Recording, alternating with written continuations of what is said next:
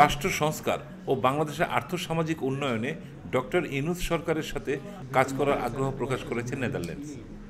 বুধবার বিকেলে বরিশাল নগরীর কিংফিশার হোটেলে তারুণ্য ইউথ ফর ইকুয়ালিটি প্রকল্প নিয়ে সাংবাদিকদের সাথে মতবিনিময় সভায় নেদারল্যান্ডস এম্বাসির head of mission Andre Karstens একথা বলেন।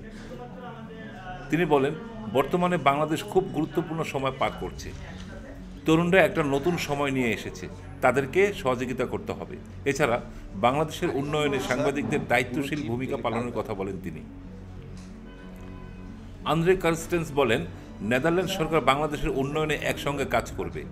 বাংলাদেশের একটি সোনালী অতীত আছে, সেটিকে ধরে রাখতে হবে। এ সময় তিনি নেদারল্যান্ডসের বিভিন্ন প্রকল্পের লক্ষ্য উদ্দেশ্য নিয়ে বিস্তারিত আলোচনা করেন। হাফিজুর রহমান, অনুসন্ধান ডেস্ক।